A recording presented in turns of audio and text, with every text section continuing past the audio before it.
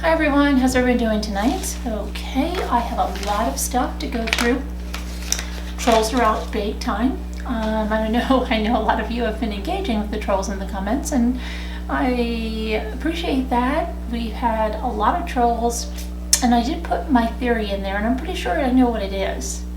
I'm pretty sure I know what's going on. The trolls, I said, are out in force, and when you click on the people that are making the comments, they have like no profile. It's a brand new profile, or there's nothing on it. You can tell they're made up. And it seems like it's almost like Chris Watts. If you read between what they're saying, you can see what the truth is. They're saying that you're all minions, and when they're minions, and it's crazy. But that I shouldn't say hello to anyone, and that I'm not really putting the hearts on your comments, and I'm not really responding to your comments, okay? And I just want you to think that it's me in order to create this great community, but don't think it's me, because it's really not me, is what they're saying, which is ridiculous. I said, first of all, if I was having someone else do that, they'd be doing a really poor job, right? Because I'm so behind in replying to comments and even putting hearts on comments, so you know it's me. But it was absolutely ridiculous. But I think it's just that they're threatened very much by our community, by our group, and so they send people there to try to create havoc or whatever. But we're smarter than that. We're smarter than the average bear. So it's all good. It's all good. I haven't been putting anything in my ear, so everybody that's worried that I'm going to stick things in my ear, don't worry about that. I'm not going to, I promise. I have been going over this confession of Chris's, and it seems the more I go over it, the more things I see. And I can go over the same thing twice, 3 times, and there's still more I see. And I thought I was going to get through the entire first part again. And I want to thank Christina Nichol, for putting that, one of our great mods, that timestamp. I put it in the description of the first part of the video. I don't know, Christina, if you did one for the second part. Let me know if you did. I'll put it in the description there. And it gives you the exact timing of whatever you're looking for. And I want to make sure everybody knows the confessions that I loaded them in 2 parts, okay? So someone said the other day they didn't know why it wasn't the full confession. It is. Yeah, there's part 1 and part 2. There's a link for part 2 right in the part 1 description, but you can find them, just go to my videos, you'll find them there too. Make sure you listen to the second part. So I was listening to this one, and I'm just like bleary-eyed going through this, and I'm just going to go through what I have. I can't even tell you what I have. I haven't made it through the whole thing, but I keep hearing different things every time I do it. And now I'm like, I can't find the part where he's carrying them separately to the oil tanks. That must be in part 2. I don't know what's going on, but I have enough here from going through what I did that I need to talk about.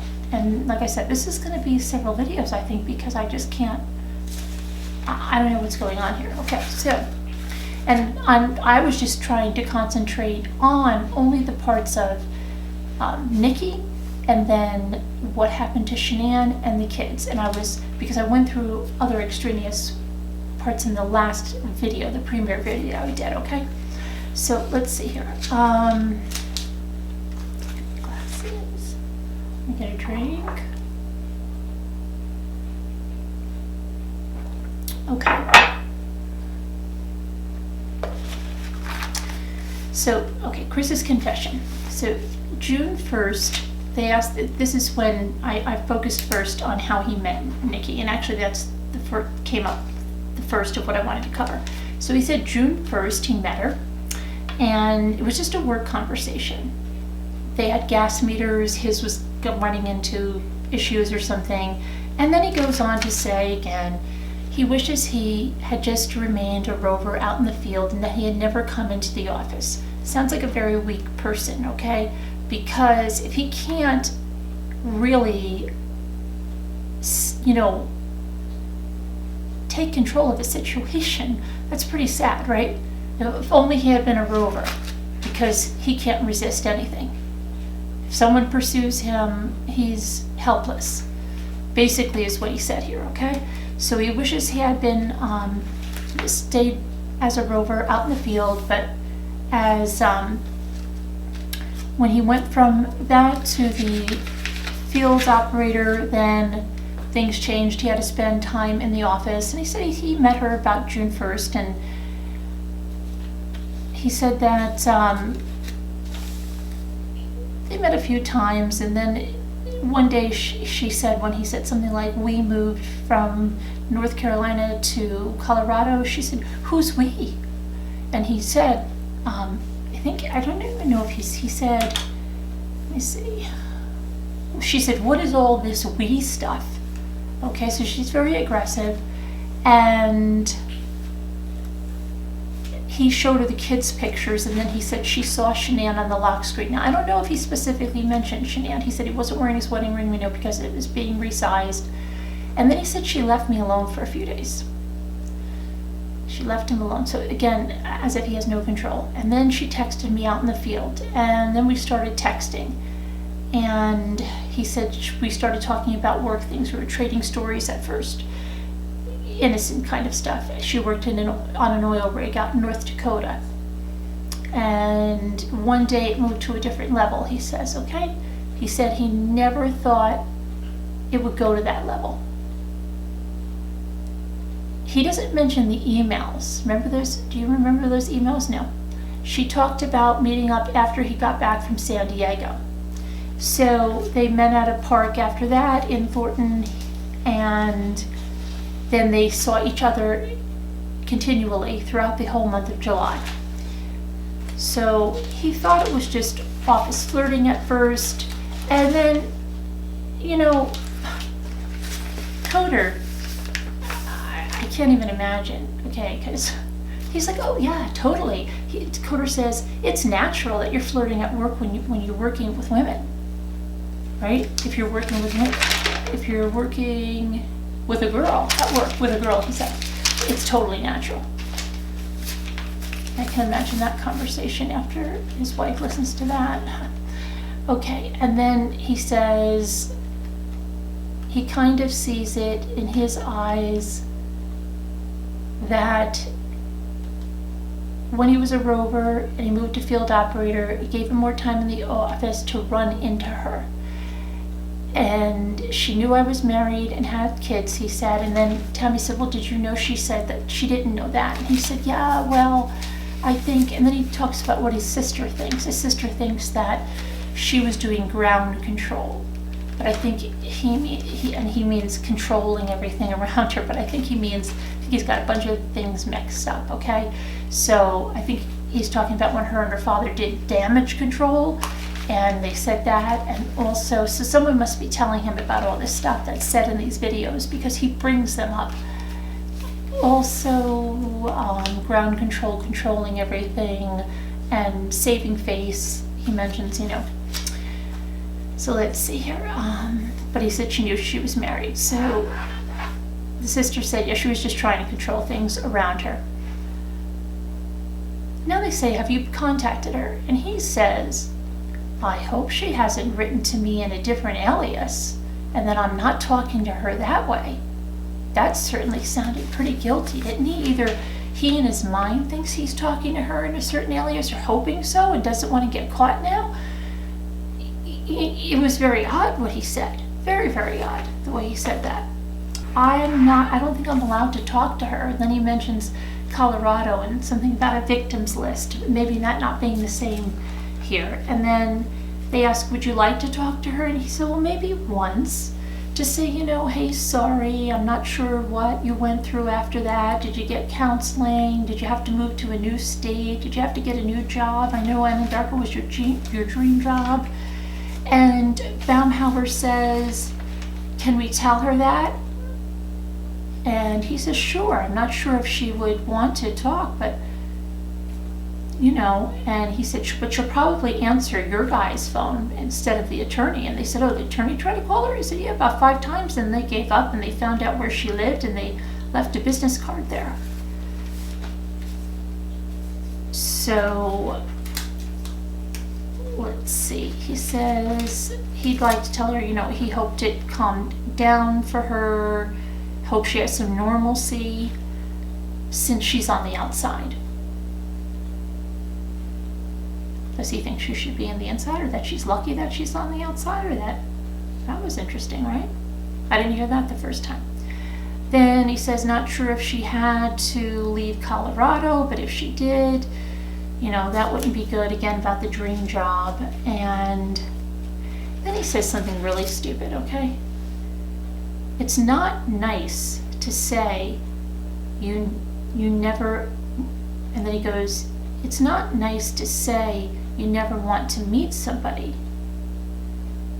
You know what, Chris? It's not nice to kill your kids. It's not nice to kill your wife. He talks like, he's worried if he says, I wish I had never met her, that's not a nice thing to say.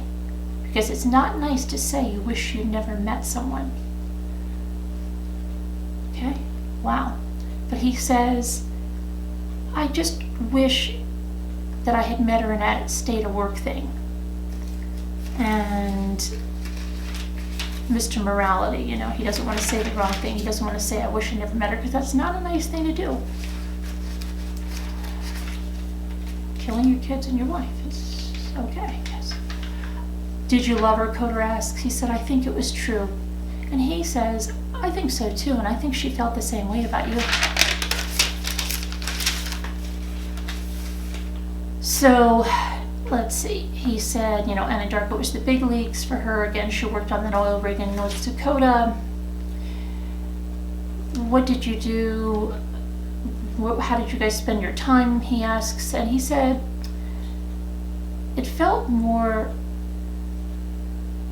he said it was different, okay? He said he was always a shy guy. But when he was pursuing Shanann, he was pursuing her. She kept pushing him away, and he kept, going after her. And the whole thing we went through the last time, where he showed up at that theater not dressed well, and Tammy was laughing about how horribly he was dressed so like crap.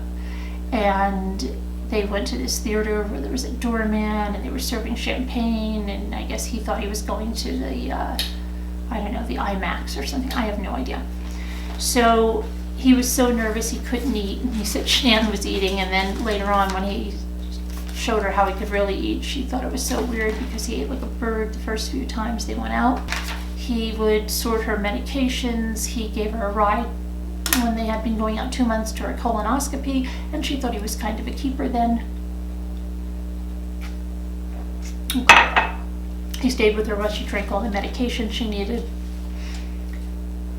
And he said that his mother, on the other hand, was not so happy. She was hesitant. Why was she hesitant? Coder asked. He said, well, he never had a girlfriend. He turned 18, he moved out of his house, he never moved back, not like his sister, who kept coming and going from the house. That's news about that Cairns girl that's supposedly that really good girlfriend of his, because she's not mentioned at all. Kind of makes you think. Okay. So, let's get to the next page here.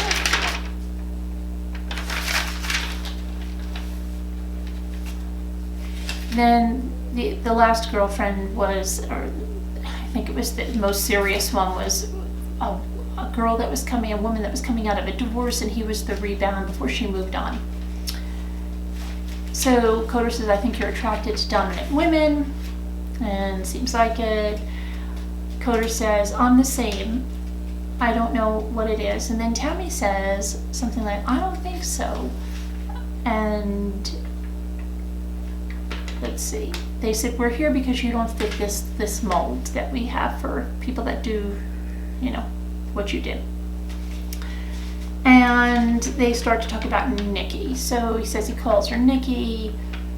And he says he seems more in control when he's with her. But it's a total lie, because she's completely in control. She's just more manipulative about it. So he doesn't realize that she's in control. That's how in control she is, okay? And he says that, she asks him his opinion while you do what she wants, but she's already researched everything. So they talk about the movie, and that she just wanted to walk around when it was sold out. And then she takes him to the Shelby Museum, and then she wants to go to the drag races. She knew all this because she's researching the guy. And then camping, which he's never gone. So she's pulling all the strings and he doesn't see it. But and then, okay.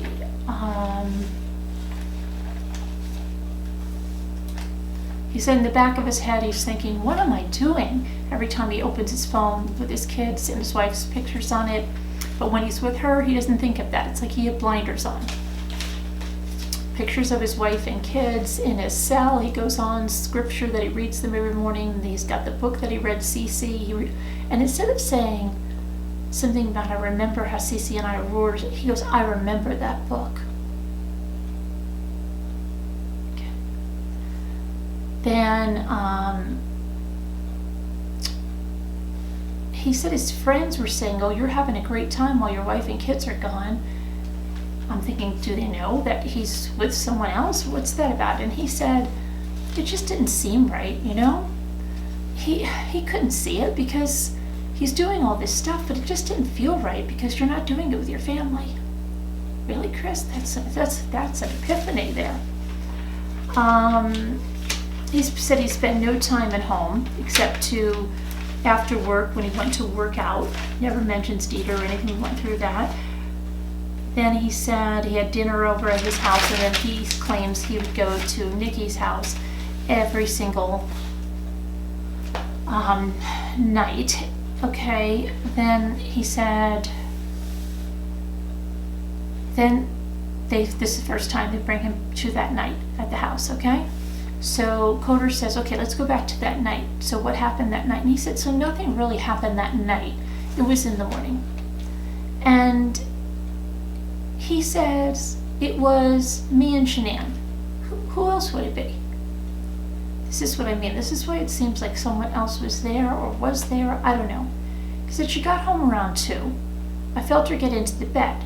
And then he said something like, it's not like, he also said, it's not like I didn't feel it. He goes, it's not like something, but I just checked my phone to be sure she got in. He just checked his phone. That's very odd. Checked his phone for what? The Ring doorbell notification? What did he check his phone for if she was laying next to him? Does anybody find that odd? Why would he check his phone? That doesn't make any sense at all. That kind of makes it sound like he wasn't in the bed. That kind of makes it sound like he was somewhere else, and he checked his phone to make sure she got in? Was he downstairs in the basement? What was going on? Very odd. Very odd. Okay. So he said he looked at his phone to make sure she was there. And then he goes on to say he felt her stirring around, and remember she was touching him, they had sex, and then they went back to sleep. He thinks it was test sex, okay? So later on, you wake up in the morning, and he said he realized pretty much it was not going to work. And then he says, she said, what was last night? And he said, so I figured that was a test, that sex, because as he's going through everything in his head, he's thinking that it just had to be a test. She was, doing with that, just testing him. And then he says, she just told me, get off of her, but he never said at this point that he got on, okay? This first run through that he did here was really fast and missing a lot of stuff. He goes, she just told me, get off of her. And she said, I knew there was someone else. And he said, I couldn't say yes, there is someone else. And she says, you're never going to see the kids again. Get off of me. Don't hurt the baby. And they are leading and coming in between all this stuff, and it's driving me crazy. And then he says, when I climbed into bed, I was pretty much like straddling her, because they're asking, wait a minute, this is the first time. What does she mean, get off of her? He never said he got on top of her. You see this? So he says, well, when he climbed in the bed, he was straddling her. And then he said, I guess she thought I was going to hurt the baby or something, because she knew that something happened. She thought I was going to check out or something. What do you mean check out or something?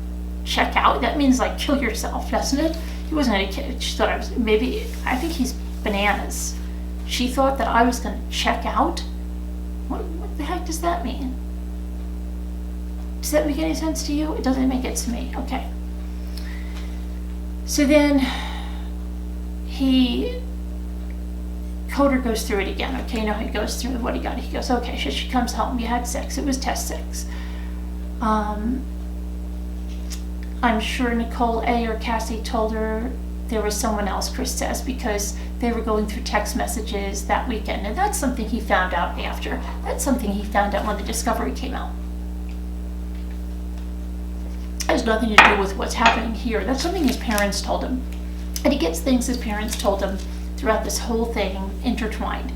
So, but he's just saying that, oh yeah, I'm sure she knew something because when I heard the text came out, then Cassie and Nicole were saying that I had to be with someone else, okay? So,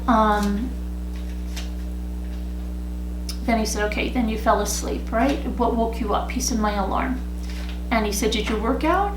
And he goes like this, like, like, yes, he worked out, he's saying, he's just doing this, like, okay. And then she wanted to talk, and he's like, okay. Do you see where the story's changing now? Now is she wanted to talk. Hold on, we're going to have another version of the story in just a minute. So they said, well, she was pretty mad. And she was pretty mad then? He says, I kinda, and then Chris just says, yeah, well, I kinda knew that using the credit card, was gonna be the last straw. And Coder says, was that intentional? And he says, I didn't know what to do. I used to get gift cards, I didn't have any more. And so Coder said, did you say screw it? I'm just gonna use it? And he goes, well, part of me wanted to say, and he giggles a little bit, he asked Nikki to pay, like he couldn't, absolutely, right? And he says, my attorney said that she noticed because, remember when she made the comment about the baby blue credit card? Yeah, well, he remembered that too. So, and he said, you know that I told Shanann I was going to a Rockies game because I told you that too, meaning Coder and Tammy, and that wasn't true, so he just assumed she knew something. And then he goes on to, reading the scriptures that he's reading. God gave him so many opportunities to get out of this. He talks about Jeremy, asking him to go to the Broncos game. And here's something very telling that I've noticed like the fourth time. He says, I could have got out of it. I could have got out of it, and I could have just told her I couldn't find a babysitter, and I could have gone to the Broncos game with Jeremy. But, and then he says, and maybe that would have caused a light switch to go off in my brain or her brain, and it would just set me off on a different path.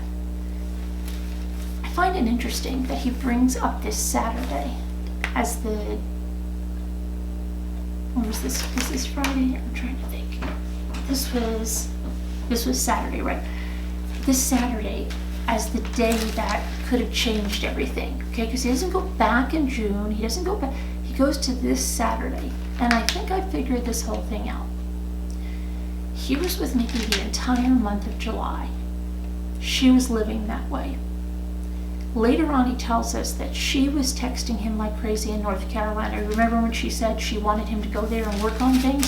That wasn't true. It was exactly what we thought. She threw a hissy fit when he was going there, okay?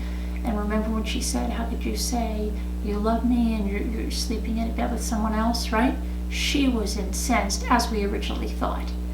Okay. She was texting him like crazy the entire time he was there. Now, here's the thing. He's saying a light switch should have gone off. So remember they got home on the 7th, right? And the 8th, I believe he went to work. He went to the Toyota dealership to get her windshield wipers and her touch-up pen. He brought it to her house. He was late coming back from the ultrasound, right? They probably had a fight that he was going back for the ultrasound. And then the night of the 8th and the night of the 9th, he was at his house. And on the 10th, Shanann left. And that would have been it, okay? And I think that weekend, she gave him a clear ultimatum. I'm not going to live like this. I'm not going to put up with this anymore. You're going to do something or it's over and I'm gone. Okay? And that is the switch she's talking about. She set him in motion on this plan, and that's the switch. If he had gone to the Broncos game, if he had told her he couldn't get a babysitter, he could have got off this premeditated plan. Definitely premeditated. He mentions numerous times it's like he was programmed, it's like he had no control, okay? She had him on this course. She could have been at the house too, but whatever it was, she was pulling all of the strings for this. Everything. Okay? You just listen to it, you'll hear it. So he says, that's why he says, a switch in my head or switch in her head. Wait, we can't go through with this plan. Okay. So, he wanted to short circuit something that was already in motion and go and flying, okay? And there's another clue to that's what it is in a minute. So, could he have derailed this premeditated event? We know she was flipping out, right? She's putting the screws to him. And let's see. So then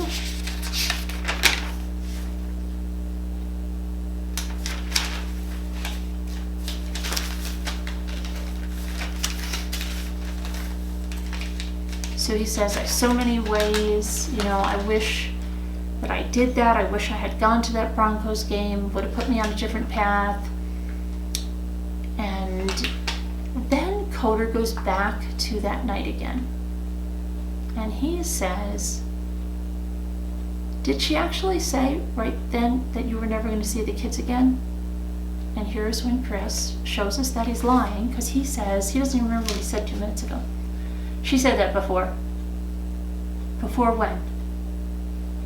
Before she went to Arizona. So now he says, Shanann said that before she went to Arizona. He just told us 5 minutes before that she said that when he was on top of her in the bed. So we know he's lying, okay? So Coder says, what do you mean? And he says, well, I don't know. I wasn't sleeping in the bedroom. I think I was sleeping on the couch or in the basement. And she slammed a door and said, you're never going to see the kids again. Okay, so this is funny.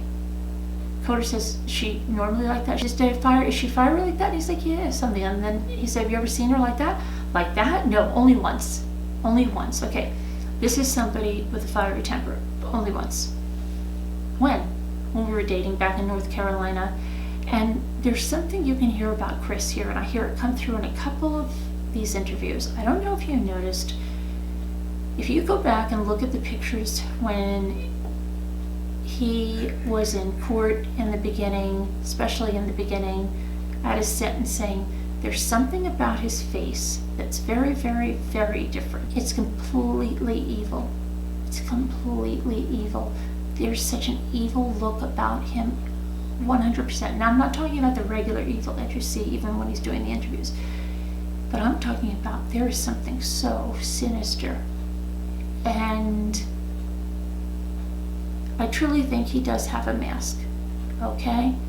And he's lying to us that he's never a sinister person, and he has been angry before, and he keeps it hidden very well, and he keeps it in check. Okay, but even in this interview, you can hear, and I'll tell you another place where you hear it.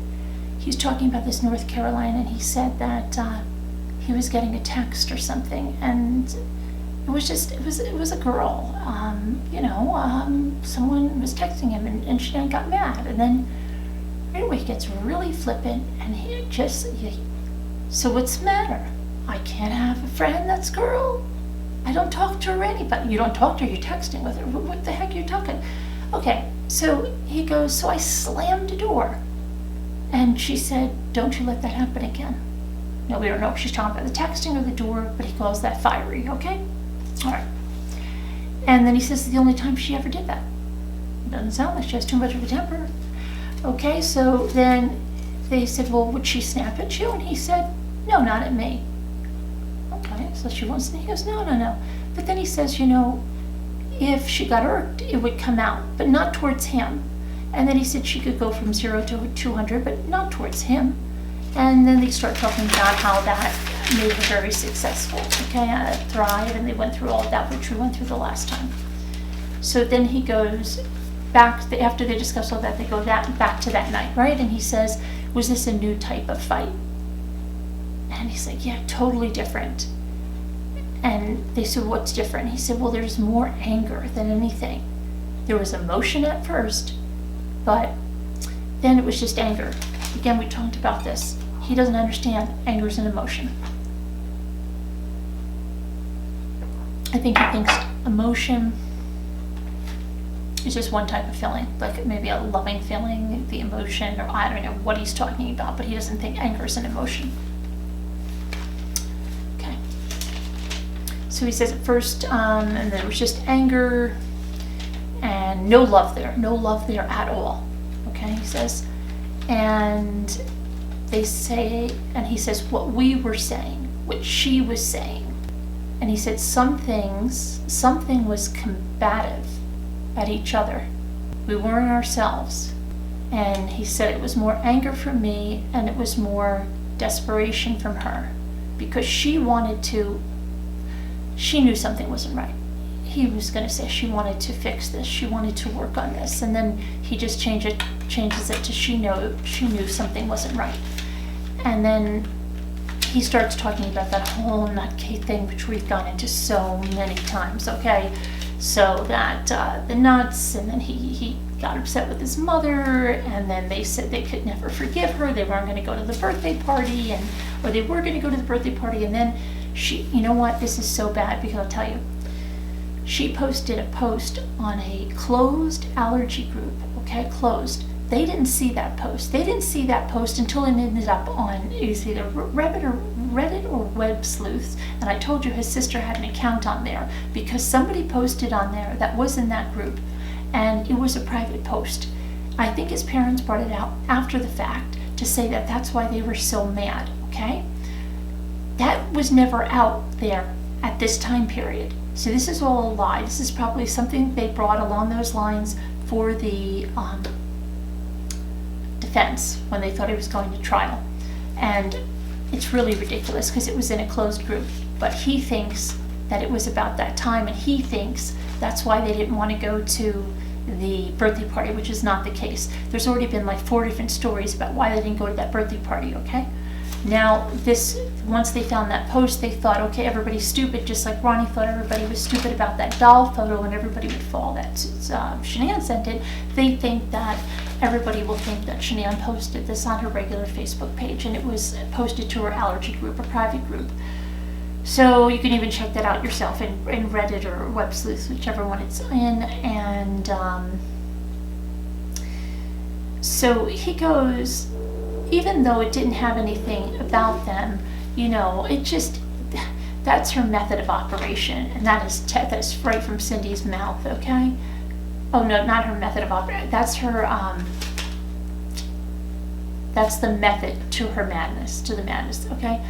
Was that she always said it wasn't directed at anybody, but she had a method to that madness. It's right from Cindy's mouth.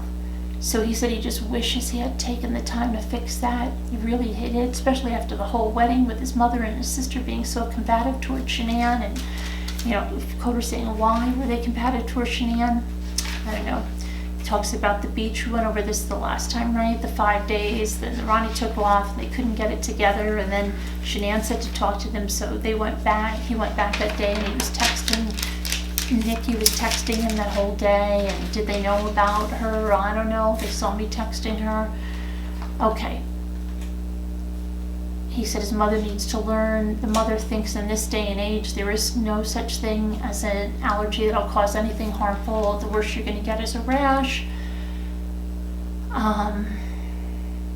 He talks about the nephew putting fella behind the curtain. I think that again is another fabrication.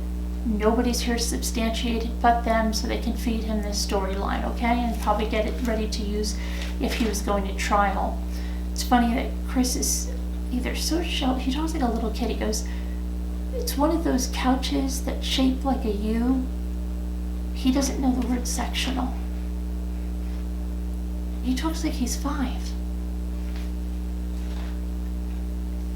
So then he said, so then they said, everything, it just wasn't going for you, right? And he's like, no. And he's like, yeah, it's like someone was stirring the pot. Huh? I wonder who was stirring the pot. So he said, yeah, it just didn't go your way, right? And he's like, yeah, pretty much. So they're back again to that day. So you got dressed for work, and we just started talking. I was there in bed. I had to wake her up because she got home at like 2 p.m. Now, previously he said that one of these versions, he says that she woke up because she wanted to talk about this, okay?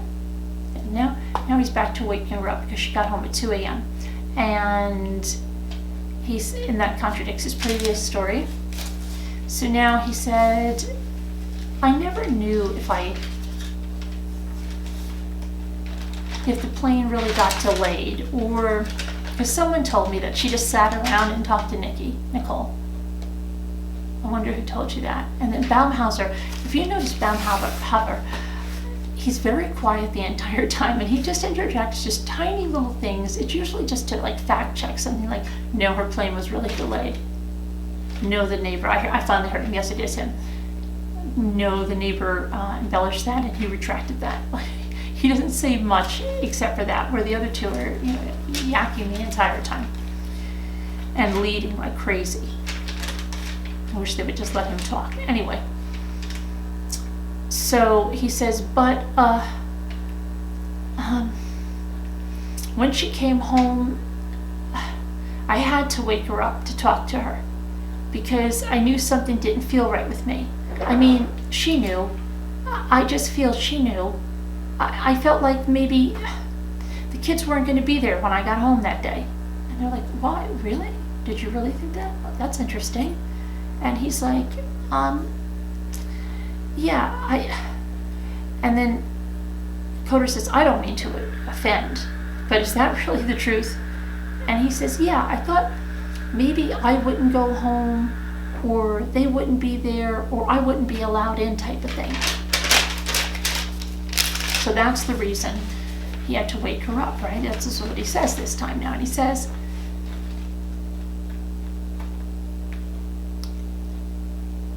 he talks about, let's see here.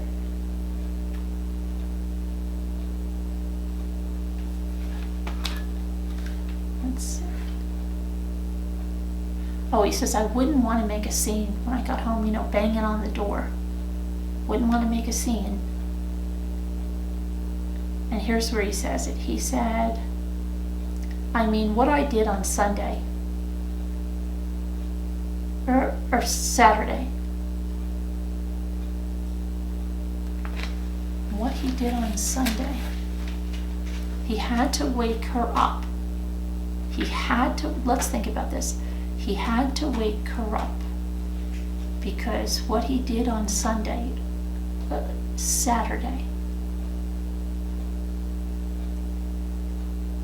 So he couldn't go to work. Do you think possibly the kids could have already been dead, killed? He had to wake her up because otherwise she'd find the kids and call the police. He had to wake her up because Nikki wanted this done. She was not going to wait another night. He had to get this done. What do you think? Why does he say? Because what I did on Saturday is kind of like the last straw. Going out with somebody and using the credit card. Coder walks him back. What made you say I've got to wake her up? And he said, because everything I did was eating away at me. Everything I did did was eating away at me. What do you think? You think that's just the credit card? When I was with Nikki, everything was different. I mean, I was not even in the realm of being a dad or a husband type of thing.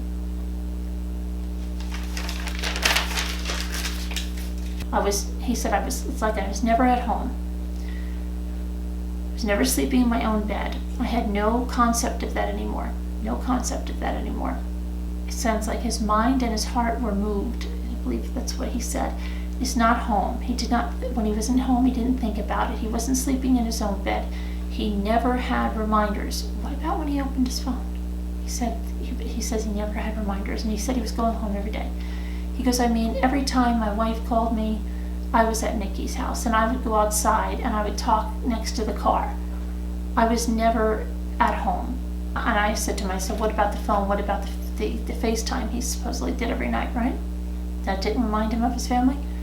And then he said he wanted to tell her we're not compatible, because with everything going on with Nikki, it didn't feel right.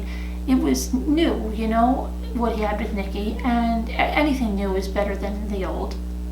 So, Tammy, you know, you're bitten by the love bug, but he said he was more in control when he was with Nikki. We know that wasn't true, because she was pulling all the shots. She just was better at manipulating him. More of me coming out. No, you were more of a puppet, Chris. Are you delusional, Chris? You were on a leash. You were her little doggy. Okay, he said he always felt nervous around Shanann, but Nikki, he could be himself. So I guess yourself is a cold-blooded murderer. So yeah, she brought out the best in you there, Nikki did. And then he talked about the sex, and he just glossed over that. And he said, well, she wanted sex all the time, but it was, he said the same thing about, if she wants something, she gets it, you know, kind of thing. And, you know, he said, well, Shanann was different, but he didn't act like that was a force in any way of what he wanted. It was just more that he could be himself, more myself. He had freedom, he said. She said, well, did you feel like you were cheating on Nikki when you had sex with Shanann? This had anything to do with it because he didn't have sex with Shanann. He said, I don't know what happened to me. And he said, Nikki asked if I've ever done this kind of thing, meaning having an affair, and he said no. And he said, it's like you have me on a leash and you're tugging me away. Well, he's talking about being in control, but then he talks about wearing a leash. And wearing a leash, you're submissive, and the person holding the leash is your master. This is totally not what you're saying, Chris, at all. And then he says something else. Something was different. And they said, well, was it the sex thing? And they leave this with him. Oh, you mean, could that have played a role? They said, you mean a trigger, he says? And he thinks for a minute. Yes, that could have been a trigger, like the push button on a bomb that made my brain explode, blow up, his brain blow up. So he said he woke her up and told her that he didn't feel compatible, and let's cancel the trip, look for a house in Brighton, get away from this house. And I'm thinking, like, why do you want to get away from that house, Chris? What happened in that house? Did you kill the kids in that house? And he says the conversation doesn't think it was more than 30 minutes. She's crying, mascara, they always that mascara running, he says, and that he wishes he could take it back. And then Coder says, well, when did it turn, meaning the conversation? He goes, you mean as far as the conversation? Yes, Chris. He said, well, at the end, I told her I didn't love her, and she told me to get off of her. And this time, there's nothing about the kids. You're not saying the kids. It doesn't come up anymore. Okay? And he says, nothing about the kids. And then he said, I put my hand around her neck. And then they go on to ask him what she meant by hurting the baby. And then he goes back to that he was straddling her again, okay? And they said, oh, was that because you were going to do something? He goes, or you wanted her to listen? No, because she would have listened if I was sitting next to her, he said.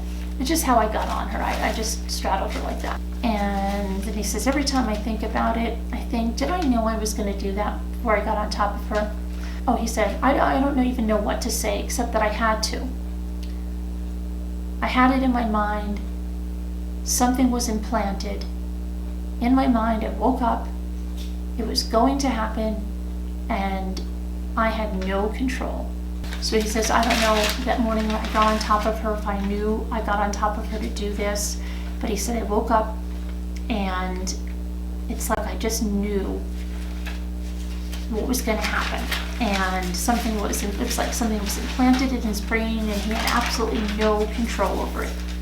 And then he goes back to, I remember hearing the prosecutor say at sentencing that it takes 2 to 4 minutes to strangle someone. And Tammy says, did it take that long? And he said, it seemed like longer, you know? It seemed like longer, he said. And then she said, was she looking up at you? And he said, she wasn't fighting. And they said, well, what do you think she was doing? And he said, I don't know. She might have been praying. And he said, because I read in the Bible. And he says this completely wrong again. So he first says, don't forgive these people. They do not know what they do. But he said, don't forgive these people.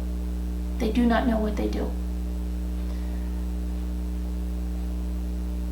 And then she didn't fight at all. I don't know what to say. And then she said, well, it's possible that you had her arms pinned. And he said, I don't think I had my legs, my knees up on her arms. I don't think I did. And then, let's see, he said,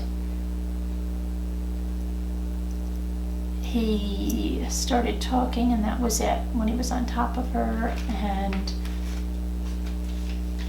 in his head, he didn't think that he knew what was going to happen, but it just happened, right? No control, no nothing. It felt like something was on his hands. He couldn't take them away. He just wished he could let go, but he just couldn't. It was like somebody was holding his hands. And they said, was it rage? And he said, I guess that's the only way to describe it, you know, like a snap. And then he goes back to the attorney, and the defense attorney said, you know, it's really like a crime of passion, but I don't know how that could be passionate. And then Tammy has to explain, because it's your hands. And then he said, after, you know, when the Shanann was gone, you know, it was a traumatic event, and I was shaking, and I didn't know what happened. I didn't know what to do. A lot of people say call 911, but you don't know what you're like in that situation. You can't be a Monday morning quarterback. And obviously, he's thinking about the other time when they asked him to call 911, when he said that Shanann killed the girls and he found them, right? He says he still wasn't in his right state of mind. He was not in control of what to think or what to do at that point in time.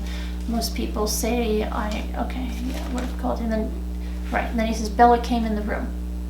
Bella came in the room, yeah. What'd she say? And he's all bewildered at this time. Mommy. And Coder said, did it happen then? Did it happen in that room? And he goes, no, not that.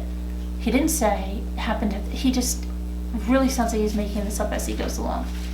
So then this is where you can hear some anger from him. Coder says, when he says Bella came in the room, did the noise wake her up? And he goes like this.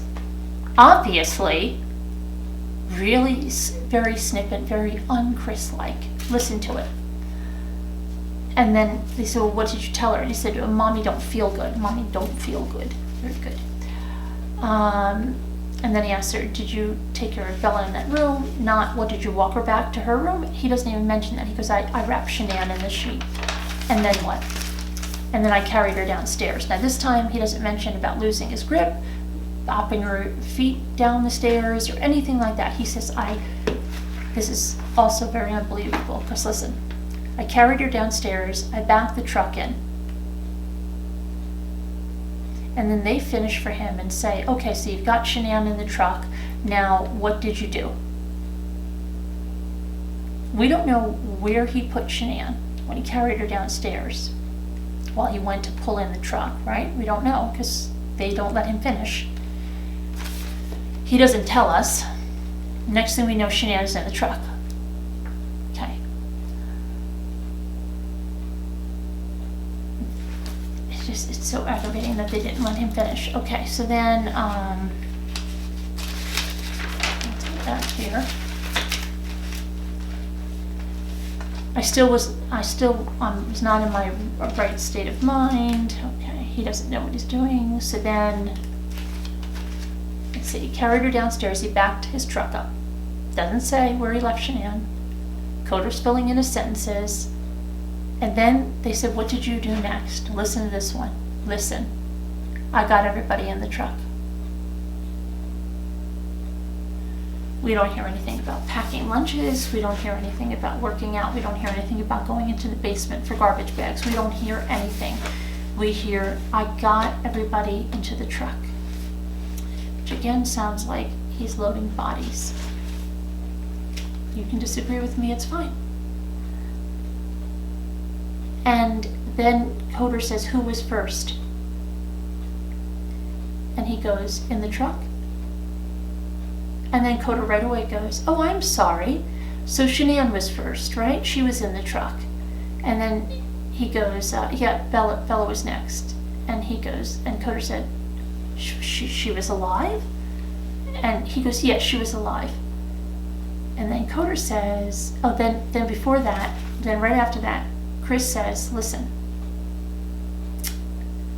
I don't want to talk about this part honestly. Well, he's telling us, listen to what he said. I don't want to talk about this part honestly. He's going to lie to us. He doesn't want to be honest about this part that's coming up. Okay? Whenever Chris does that honestly at all, that stuff, when he said, are you going to do the exact same thing that you did to me that you did to Cece? It's all lies. At all. When he puts in those statements, he lies. Go back and listen if you don't believe me. Anytime he said that, he lies. I don't want to talk about this part honestly. He's telling the truth. He's telling the truth. I don't want to talk about this part honestly. I'm not going to tell you the truth here. I'm going to lie to you. Okay? Then he goes on to say, those are my kids, my babies. I talk to them every night. Every time I see their pictures. I don't know how this could have happened. He says, something else was controlling me that day. I had no control. I couldn't fight back. Something or someone. And he says when the prosecutor said that day that Bella bit her tongue repeatedly, I wanted to bang my head against the wall. Now Tammy volunteers that he puts the two girls in the truck. She volunteers it. So you put the two girls in the truck, they have the car seats. They didn't have their car seats, right? Yeah, they just sat on the seat. Okay. Keep feeding him his lines. And they said, well, what'd they say about Shanann? And he said, did they ask if mommy was going to be okay or something? She fed him this whole thing. Yeah, they said, is mommy going to be okay? And then, what did you say? I said, yeah, she's going to be fine. Then she says, so what did they have with them? And now, think about his story at the oil well. He says at this point, they had something with them that they carried. I don't know. I think Bella might have had a pink blanket. It's really hard to remember. Is it really hard to remember what they had with them? So he goes, I don't know. They might have had a big blanket, a little blanket. I don't know what it was. And then Tammy's going, did they have a barking dog? They had the barking dog with them? And he's like, yeah, maybe. I don't know. I don't know. I can't remember. Hard to remember. And then they start talking about the gas can. And they said, why did you take that gas can with you? Why did you do that? And he said, well, listen to this. Maybe I was just going to get rid of myself, honestly. Lying, okay? That's not at all. So he said, I don't think I deserve to live after what happened. And when he put that gas can in there, after what happened, the kids were still alive, supposedly, right? Again, that doesn't make it sound like the kids were alive. He didn't deserve to live after what happened. And then Coder says, well, that's what a family man does, doesn't he? He says a family man doesn't do what he did. Doesn't do what he did. I didn't deserve to live, honestly. And they said, what made you not do that? And he goes, I don't know. Maybe with the site. So he was probably planning a fire on that site, and he was probably planning a fire on that site after everybody left for the day.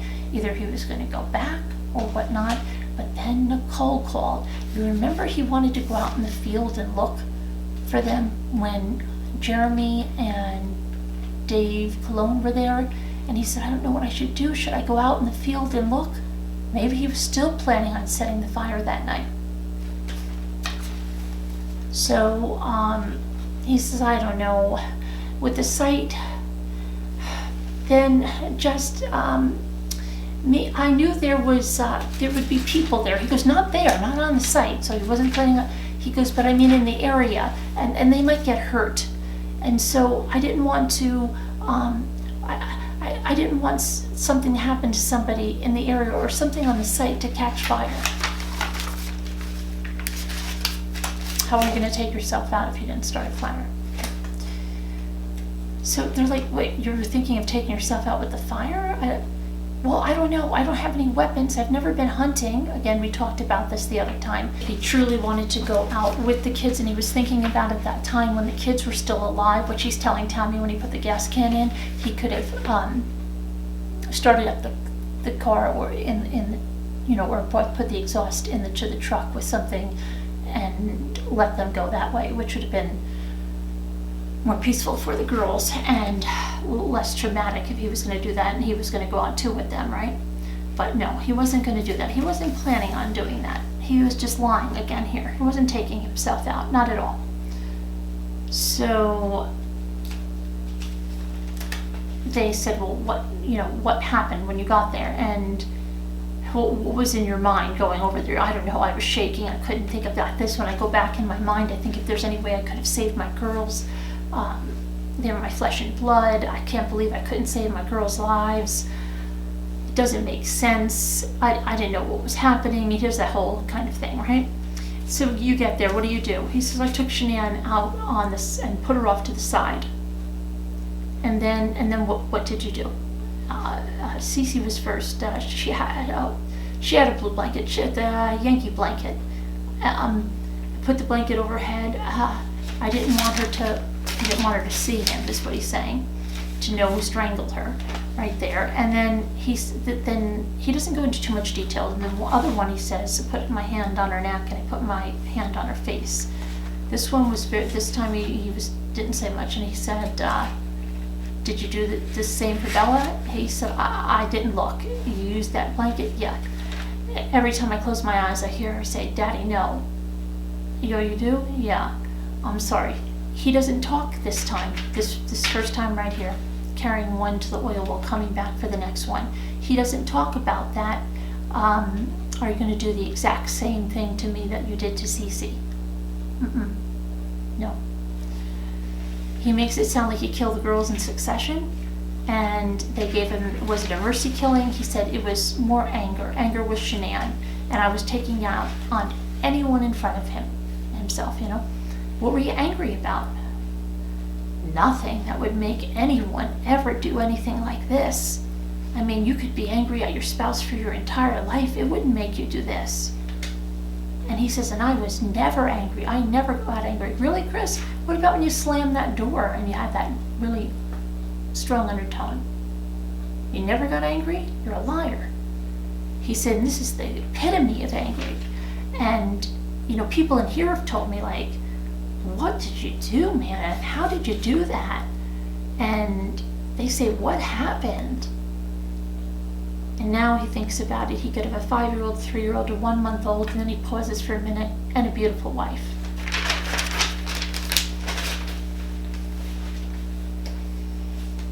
So they go to the Shanann pregnancy video, which we went through last time, and that he could have been feeling guilty because he had just started talking to Nikki in the beginning of June.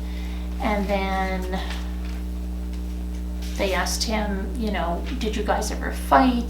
Baumhauser takes back that thing from the neighbor, right? Baumhauser, he says, no. Did she ever pick up a knife? Did she ever do this? Did she ever belittle you? No, I mean, the dominant person takes control, but that's how I've been my whole life. I just sit back, and you know what? I don't know. I can't think of one time that she belittled me. So all of that belittling stuff, all of that stuff that Nikki said, he can't think of one time when she belittled him. And then they started talking about Thrive patches, okay, and we went through that last time.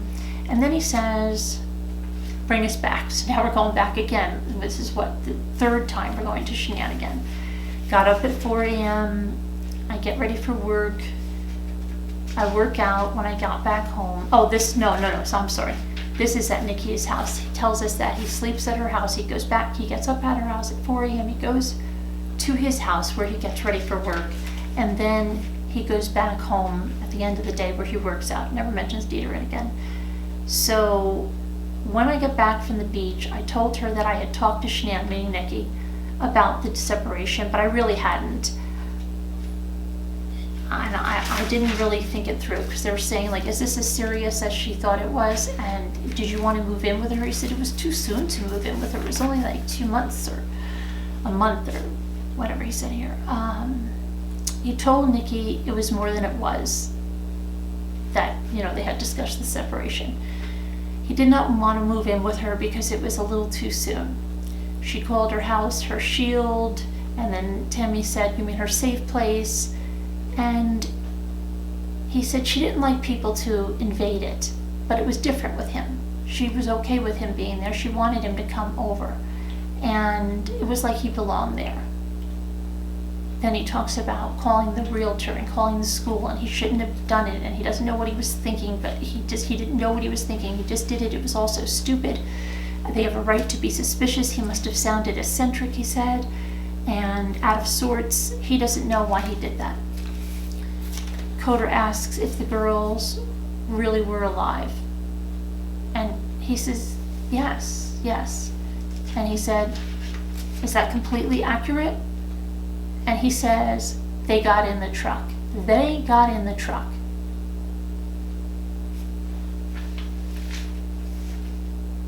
Which doesn't make any sense, that they got in the truck. How tiny little Cece could climb in that truck. Her mother's on the floorboards. He didn't say I put them in the truck. He said they got in the truck. They talked about his extra clothes that he kept in there, and then he dumped his clothes in the construction dumpster. He said the blanket was in the truck. Did you put the blanket in the dumpster? But we know he didn't put the blanket in the dumpster, because Tammy mentioned seeing a blanket in the truck, and then it was gone. And he said there was a blanket in the truck, and I'm telling you, he moved those blankets out when he had the cars parked down the street before the search warrant. And he dumped them in the airport. Okay, so he said he had extra clothes because he had been spilled crude oil on him before, and once he had a headache for like 2 weeks from it. But he wasn't clear on when where he changed his clothing. So he didn't know why Nicole A was there at first. He had no idea, why she was there. She had an appointment with Shanann. He said he doesn't understand how he was acting normal to his coworkers when they came, because he was like semi-coherent. It was not like some Criminal Mind thing, like I guess he watches Criminal Minds, where he had it all planned out or something. And once the girls were gone, the oil tanks make me want to throw up. It wasn't planned. And he didn't separate them for a reason. He said someone else again was in control. And they said, well, is it because there was less chance of finding the girls if you put them in separate tanks? And then Baumhauser asks him about the trash bags, because there were 2 found at the site. And he stammers here, trash bags? Oh, and then Baumhauser says there were 2, and he goes, yes. So I put them over Shanann. I didn't want the kids to see her, so I put one over her head and I put one over her feet. I don't buy that story. When driving, again, he said the girls were falling asleep, they were holding on to each other. I don't know, he doesn't mention the smell or anything this time around, so that must all be in the second part. And remember, I have 2 videos, so when I'm talking first and second part, I'm talking about the videos that I uploaded, the first and second part. He said he did not have a thought that was his own. He did not have a thought that was his own. Whose thoughts were they, Chris? And everything Frank said, I didn't do it for any reason separating the girls, you know. And then Baumhauer interjects and says, well, I just want to tell you that they are devastated, but they still love you. And he's like, oh, I'm so happy. That's amazing to hear that. And everything changes because it's about him, about them still thinking they love him and, you know, they don't hate him. It's all about him, remember? So he's like, oh, wow. And they're like, yeah, and Sandy was the biggest fighter for the penalty, because they don't even want to say death penalty for him because he can't handle it. He's a little kid, right? He's a little kid, you know, for the penalty. And he's like, that was the most honest thing. They're very good people. I'm a believer too, like them. They're very faithful. And he's like, I figured they would have hated me. And he said, what did they say when you said you were coming out here? And they said, well, you know, I think they want closure and everything. And he's like, yeah, my parents, they still think, I mean, I told them I pled guilty for a reason.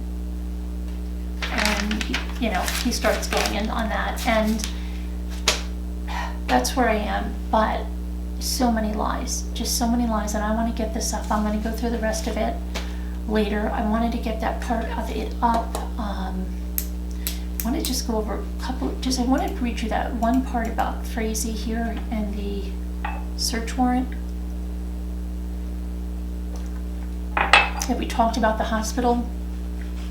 Okay, the search warrants are all out. You can find them online.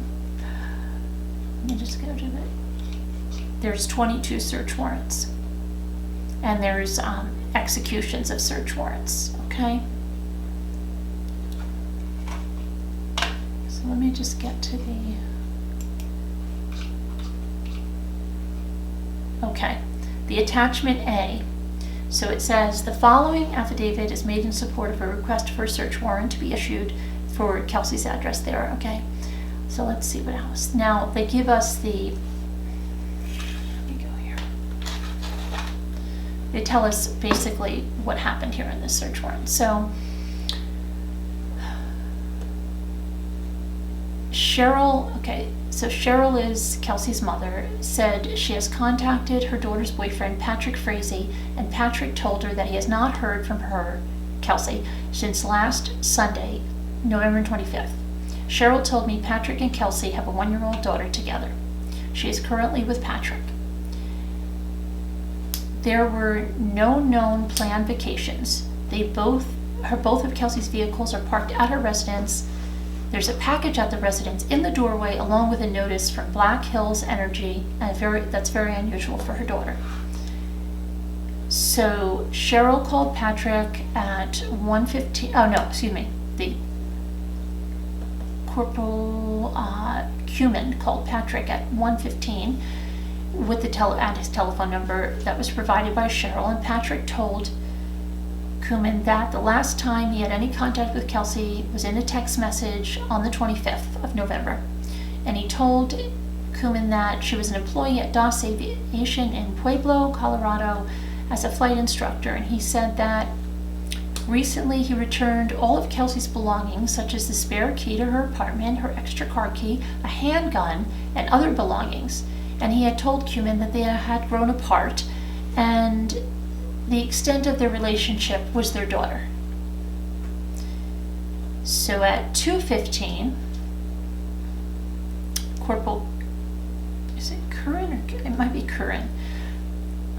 It's not very clear, this type. Contacted DOS Aviation, located at, they give the address in Pueblo, and he spoke to the security officer on duty. He advised him he would return the call after he obtained any information. Okay, so that was done, and then they spoke to her supervisor, and then her direct supervisor received a text message from Kelsey last Sunday saying that she was going out of state to check on her grandma.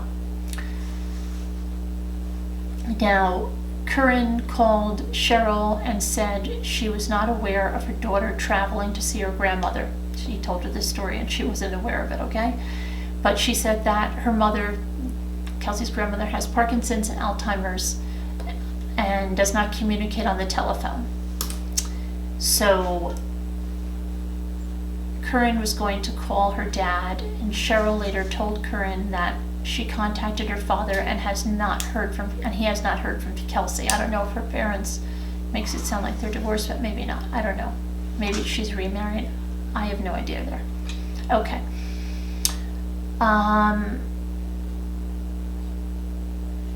Then on December 3rd, it says Beth Huber conducted a follow-up related to the case. Huber wrote in her report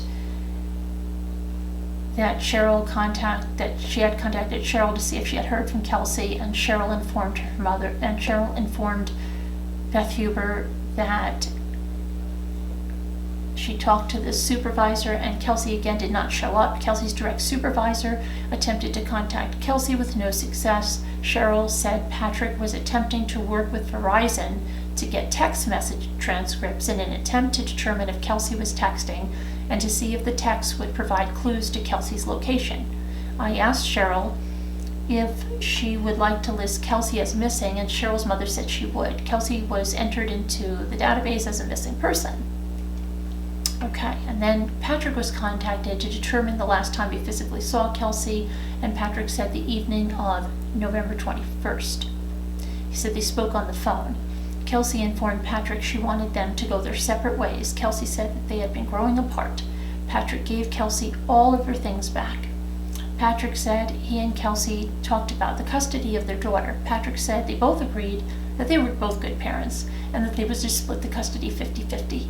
Patrick said Kelsey was not able to keep enough hours at work to maintain insurance for Kelsey, and asked for Patrick to pick up something. It says pick up their daughter. And I think they mean 11 too here. It should have 1 too, but I think when they redacted, which I don't know why they redacted, everybody knows her daughter's name, but they redacted the name, they took out one of the ones on 11/22. So right then and there, the last time he saw her, he's saying 11/20. Okay, so he went to pick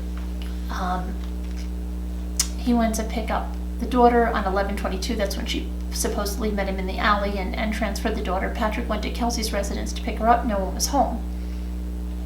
Patrick ran some errands in town, and then he returned, and Patrick saw Kelsey in the alleyway leading to the residence. Okay, this is what he says. They spoke in the alley, and they transferred their daughter over. Patrick talked with Kelsey, and she told him she was going to study. She did not tell Patrick where she was physically located that day. Patrick said on Sunday 11/25 that Kelsey texted him, "Do you even love me?" And Patrick texted back telling her he did. He actually said something like, "Would I bend over backwards like this if I didn't love you? I love you." And days later he received notice his reply did not go through. Patrick said she's a Seventh-day Adventist and she does attend church, but he doesn't know where, maybe one in Colorado Springs. Patrick said Kelsey does have a P.O. box in Florissant. At approximately 11:05, he attempted to call Kelsey's phone number. It went straight to voicemail. Being concerned Kelsey may be suicidal due to depression and rehabilitation monitored by Patrick, mentioned to Patrick by Corporal Curran, and the fact that Patrick informed Corporal Curran he returned Kelsey's gun to her.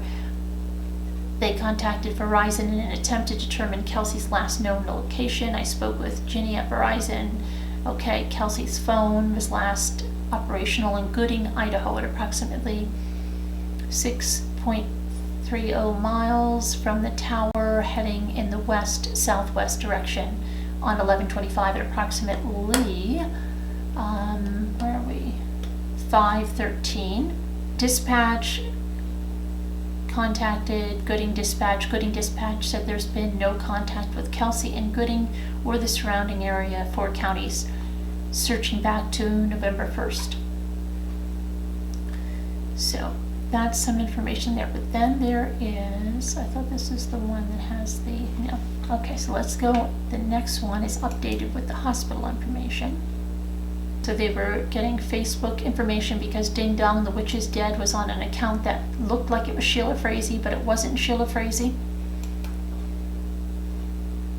On the same time that Kelsey was, presumed dead. And then there were samples that were collected after Kelsey's mother went to the condo from the toilet and from the bathroom sink and under the towel rack and from the bathtub and from the trash can, and the shower curtain and the liner were taken and the trash can was taken into evidence to be tested, and the white towel, royal velvet, was taken, a maroon towel was taken, the rug from the living room was taken, sample from the outlet cover in the bathroom, the shower, a mat taken from the outside front door, towel rack collected from the bathroom wall, it says bathroom vanity, door cabinet collected from bathroom, I guess a sample collected, sample from the laundry room door handle, sample from the laundry room door frame, bathroom drain and tap collected from the bathroom, samples from the door handle collected from the downstairs closet, samples from the light switch collected from the downstairs closet, doorknobs collected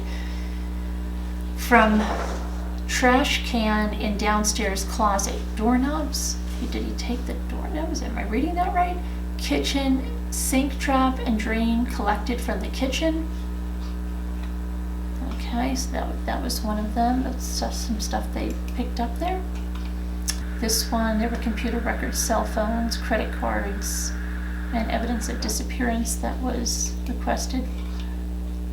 Okay, on one of them, there's a picture of Patrick in a Walmart in a baby aisle, and he has the baby. I don't understand how this baby is in this little tiny carrier at the age with like a blanket over it. It's like it's 3 months old. I really don't get that, but he's got the baby carrier in the cart, and it says, let me see, Patrick had a red Toyota pickup truck. Commander Adams recalled his discussion with Walmart Asset Protection on December 3rd. He informed me he did not see a red Chevy Silverado, but did see 3 other red pickup trucks during the time from 12:30 to 1 o'clock on 11/22. Adams recalled Walmart Asset Protection had said one of the 3 red pickup trucks was a Toyota. Knowing Patrick had a red Toyota Tacoma, Walmart Associate Protection was asked to locate that truck and show who got out of that pickup truck. One Walmart Asset Protection had that video. Adams went to review it. Adams observed Patrick exit his red Toyota Tacoma, get a car carrier with baby out of the passenger seat, and enter Walmart. This occurred at approximately 1 o'clock. Adams requested Walmart video of the Toyota Tacoma entering the parking lot, all activity on the property by the driver and the Toyota Tacoma exiting the parking lot. The following picture is a still image from the surveillance footage received from Walmart showing Patrick at Walmart on 11/22, and he's in the baby aisle. And you can see this is all online. So on 12/6, Verizon cell phone records were received. Okay, and then they have some cell phone records there. Now, on 12/6, Patricia Key from Woodland Park E&T Bank manager reported that Patrick Frazee and an unknown male came in and were requesting a timeline of transactions that occurred on his account on 11/22. Okay, and Key reported to Detective McDaniel that Frazee was seen on the ATM video from approximately 12:44 to 12:50 on November 22nd, where he made 4 transactions, 3 deposits and 1 withdrawal. The last transaction on November 22nd was at approximately 3:13 at Walmart. Key said there were no further transactions to his account until November 26th, At a Conoco gas station, Key said Frazee asked if the baby seat and baby were visible in the ATM video, and Key said both were visible at approximately 12:47. Key was also reported that the unknown male said, "Well, you might as well let her know it is about the missing person." Key also reported that when they were done, the unknown male said, "Forget about us being here," and then left. Key described the unknown person as being tall, mid to heavy set with gray hair and possible facial hair. Could it be that guy that was in the, did anybody watch the Dateline? I don't know. Okay, now, let's see what else we have about them here. Okay, so someone said they reviewed every available video on her system. I guess this is a neighbor's system. On 12/7, while conducting further neighborhood canvass, specifically at 251 East Lake Avenue, the apartment directly east of Kelsey's, Corporal Koski spoke with the resident, Leslie Jackson, due to there being surveillance cameras that potentially recorded the entrance to Kelsey's residence, okay? The neighbor had cameras, but she has a system that it's by Netgear, a company it's with an AVO, I think it was said by Netgear, and it only records for 7 days and onto the cloud, and then if you don't download that, manually, it gets rid of it. And so by the time they found out, her videos only went back to November 29th and nothing was on it. But it doesn't say that he went and tried to call that company and see if perhaps they have something on a major database that's not, deleted, that they can retrieve. I don't know why he wouldn't do that. Doesn't say that he did that. It's really shoddy police work if he didn't. And then there was it did find an elderly male picking up a package at Kelsey's house, and then they found out that they've identified him as Robert Slagle, date of birth 8/21/1944. He was the one picking up the package, and he may have also been the one that was in the bank, I don't know. At a press conference, the unknown male was standing in the back of the city council chambers with an unknown elderly white female with silvery gray hair. And that's the one that was standing against the fence. As the male and the female walked out of the conference, Agent Slater contacted them. After identifying themselves to the couple and the nature of their contact, the male identified himself as Robert Slagle and the female as Elaine. Agent Slater informed me that Slagle identified himself as Patrick's best friend and father figure, stating that he had known Patrick for some 35 years, although he had not recalled the specific date. Slagle confirmed he picked up the package from Kelsey's home on Monday, December 3rd, and when asked how he knew there was a package there, Slagle politely refused to respond, stating that Patrick had dropped off a work vehicle at 4 Mile in downtown Woodland Park and needed a ride back home. Slagle stated Patrick asked him to pick him up. Slagle complied to the request. He picked Patrick up from the 4 Mile and drove directly to Kelsey's home. Upon arriving, Slagle stated he instructed Patrick to remain in the vehicle while he went to the front door and retrieved the package. Slagle further reported that he was aware of the surveillance cameras near Kelsey's residence and said he did not want Patrick seen on surveillance. And after retrieving the package, Slagle reported that he and Patrick left the area. Agent Slater advised me that Slagle stated Patrick was not involved in the disappearance of Kelsey, and there is more to the story than is being reported. However, he, Slagle, would not elaborate further. Kelsey was on the verge of being terminated from her employer, and that Kelsey's stay at the Seventh-day Adventist treatment program in California in August 2018 was not for a sleep disorder, but was for something different, and law enforcement needed to look into that more. Slagle further suggested law enforcement needed to look into a former boyfriend of Kelsey's that Slagle identified as Eric and a pilot of Southwest Airlines. Although asked, Slagle refused to provide details to the previous mentioned information. Prior to concluding that conversation, Agent Slater asked Slagle what his thoughts were on what happened to Kelsey and where Kelsey was, and Slagle stated that he did not know where Kelsey was, but suggested that she did this on her own. Slagle did not elaborate, and the conversation concluded. Agent Slater asked Cheryl about Patrick and his behavior, and Cheryl shared a story regarding the birth of Kaylee. Kaylee was born, and here they didn't redact her name, so this is just ridiculous, isn't it? Kaylee was born 3 weeks early and required some extra medical care, and the special medical care prevented Kelsey from having Kaylee in her hospital room upon her birth. Patrick was very upset about this and because he believed the first few hours after birth needed to be spent with the mother and father for bonding purposes. Patrick became so upset and verbally abusive with the nursing staff that social services was notified. Kaylee was removed from the care of Patrick and Kelsey until a safety evaluation could be done to determine if Kelsey was being physically abused by Patrick. Cheryl stated Patrick later stated he should have killed the nurse that reported them, and then again joked about the incident at Kaylee's first birthday party. Cheryl told Agent Slater Kelsey had never gone this long without contacting family, especially her. Kelsey does not have a history of disappearing or running away or leaving without a trace. Cheryl stated she believes Kelsey is deceased.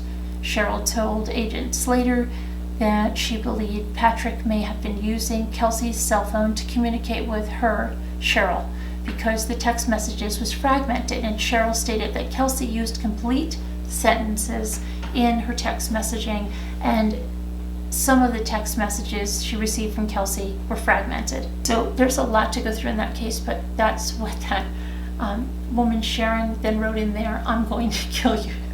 She was talking about what he said to the nurse. That was crazy, wasn't it? But that's a lot, and I'm falling asleep, and I want to edit this and get this up, so I'm going to end that there. There's so much to go through with this Watts thing. I don't think he's telling the truth. I'm sorry. And it's okay if some of you think he is. It's fine. It's fine. But I don't think he is. All right? And I'll talk to you about this very soon. Let me try to get this up so that I can get these thoughts out while they're here. All right. Talk to you later.